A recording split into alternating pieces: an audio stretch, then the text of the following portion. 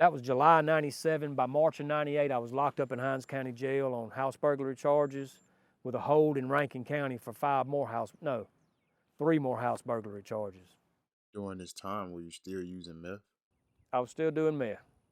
Yeah, I wouldn't. This is how I justified things, right? Whenever I was running stuff, I wasn't using needles. I was just smoking a little bit. But I hid how much I smoked. I just say I'm smoking a little bit because I'm selling it. I still didn't work. I just sold drugs. I had built a name for myself in the streets over the years.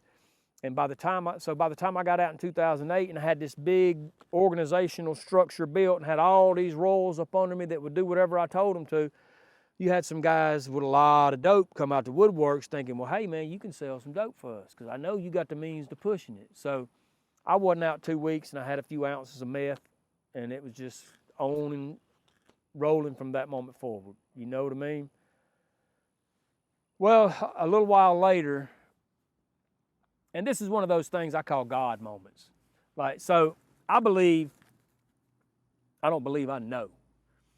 All through our life, a God moment is a moment in which God intervenes in your life so that his will be done in your life.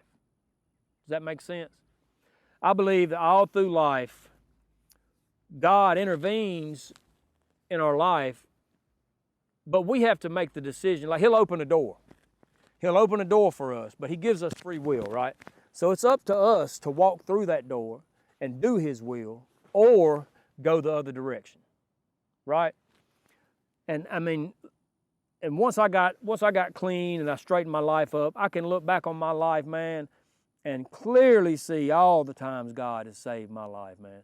I've been in the middle of bangings in Greene County Penitentiary and in Parchment Penitentiary. I shouldn't have made it through.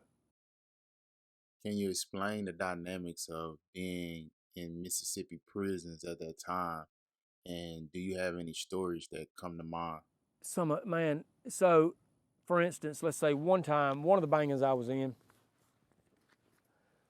one of my gangster brothers, and this is where it was crazy to begin with.